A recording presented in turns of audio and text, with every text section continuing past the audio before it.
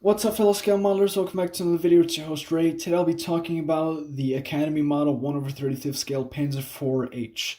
This is the newer kit from 2018, I believe the year is. I'm not certain about that, but it is the newer kit. Academy has released a few older kits of the Panzer IV and their different variants prior to this, but this is the newer one. So if you're looking for a review of the older one, this is not the video to go. And you can tell that for those of you who are familiar with the Panzer IV's features and shapes, there's something distinctly different about this one. And that's going to be one of the main focuses of this video, the gun.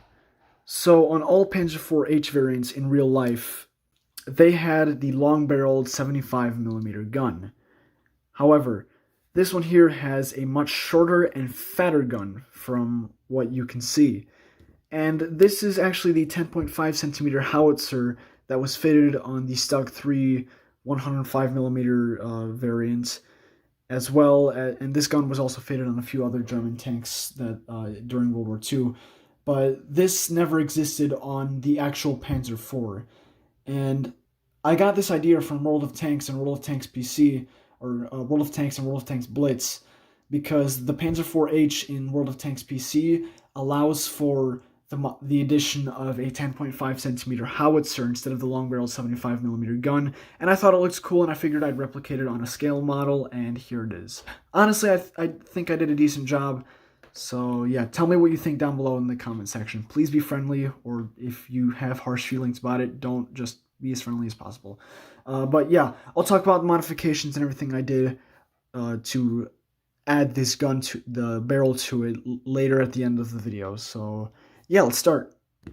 I'll show you guys a quick 360 of the tank so you can get a good look around it. If you'd like to pause the video to observe a part of the tank's features for longer at any point in the video, not just here, feel free to do that.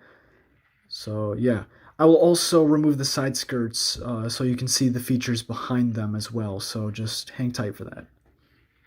Overall, this is a very nice kit. The build was smooth. Instructions were clear, and yeah, this is a more modern model kit, so what else can I expect from that? Okay, I've removed the side skirts, now I'll continue with my commentary. So yeah, it was very nice, the instructions were clear.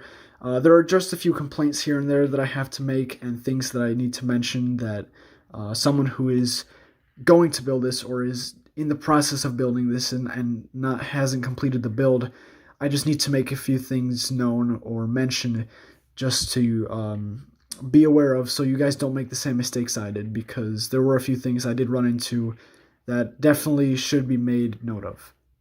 So let's start with pros and cons. The things that this kit does very well are the amount of detail and customization that is given with the parts in the model, and the way those parts fit together. Those, in my opinion, are the strong points of this kit. The build was straightforward, as I mentioned, and the parts fit together very nicely. I had to modify, I had to almost do no modifications to any of the parts to get them to fit properly. There were a few that I did need to modify, and I will mention those shortly, but overall, very nicely done. I just had to do a bit of sanding of the attachment points to the parts trees, and that's something to expect from a model kit. Moving on to the second thing, the second good part is the customization. You do get a lot of spare parts and a lot of extra parts that you can add to the tank that aren't included in the instructions. So that would be like certain tools, spare tracks, spare wheels, because you do get spare road wheels, as you can see here. The default kit requires 20 road wheels, however, there are more than 20 included in the kit. There's like 24, I think there is, 20. Yeah, I think there's about 24, so you will end up with 4 extra, so you can attach those to any point on the tank if you want to. Another thing is the options for like the front plate here. You do get the option to have the standard one or the one with the add-on bolted armor. That's quite nice, and there's a few modifications or different variations you can do with the engine area or the rear of the tank back here. From what I remember, at least. I do remember you do get a few customization options back here, though. The one that I do remember the most specifically is the running gear. You do get 2 different options for this wheel here that you can use, and you do have parts to build both, so that's nice. As well as the return rollers, you do get 2 different options. I put the rubber option on, but there is an all-steel option.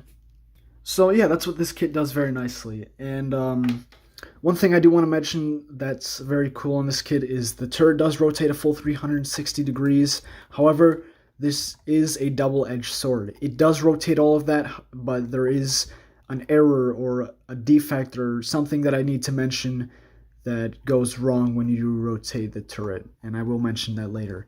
The gun does elevate and depress, however, I had to glue mine in a static position due to the modification with the 10.5 centimeter gun, so yeah, I'll talk about that more specifically later. The cons of this kit are the lack of customization as well. There is a lot of customization in certain aspects, but there is also a lack of customization in others, and I will mention those shortly, as well as the fitting of some parts, which is rather annoying. I'll start talking about those now. So, the main problem I have with this kit is the amount of holes that need to be drilled in order to fit certain parts.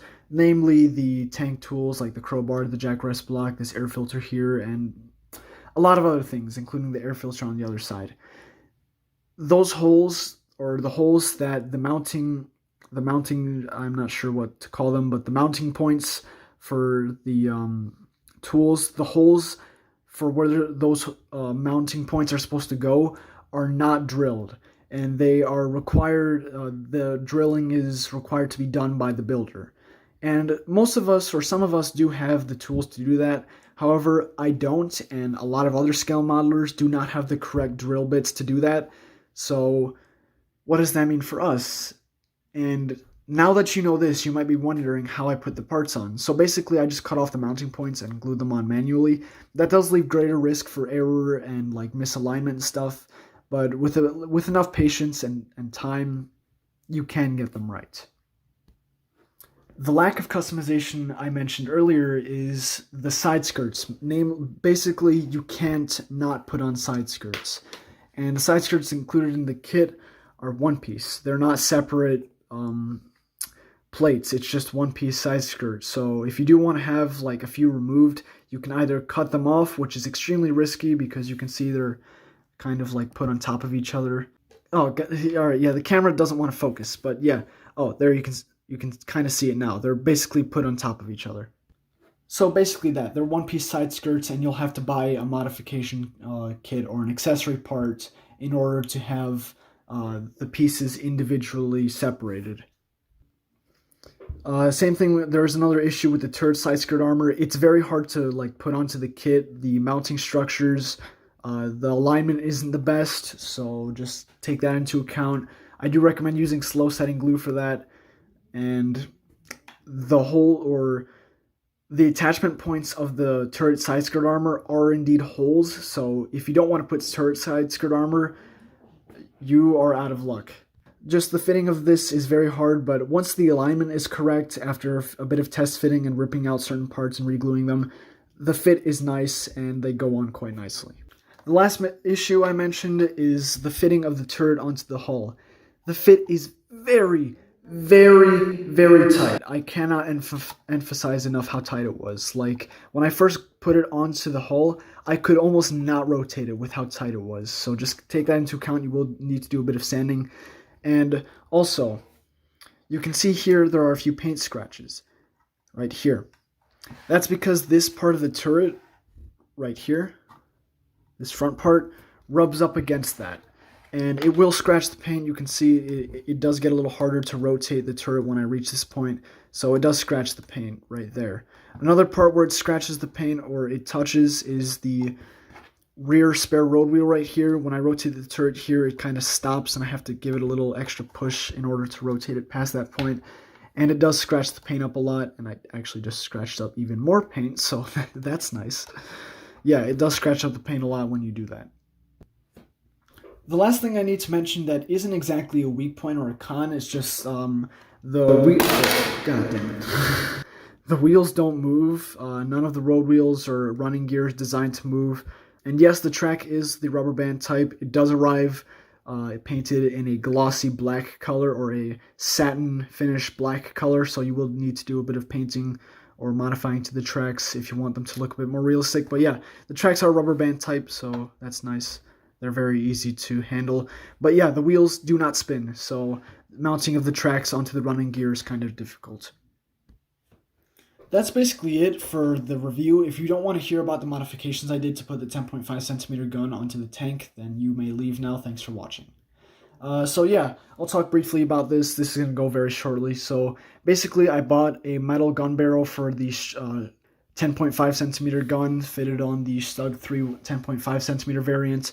I bought a barrel for that, and I ended up having to cut a few holes back here because there was a mounting rod for the gun here. I had to cut a few holes in the plastic because I can't cut the metal. So I cut a few holes, did a few modifications, and it stayed on quite nicely. I think it looks good. But the reason I couldn't have the gun elevating into pressing is because of the weight of the metal barrel compared to the plastic. It would just be falling down all of the time, so I ended up having to glue it in place. So I guess that was kind of annoying. That's basically all I have to say. I know this video has gone quite over my 10-minute mark. This has been quite extensive, but that's all I have to say. Thank you so much for watching. Like, comment, and subscribe. I won't be posting much more model tank content in the future, so yeah, I guess if you're into model tanks, you won't see much from my channel.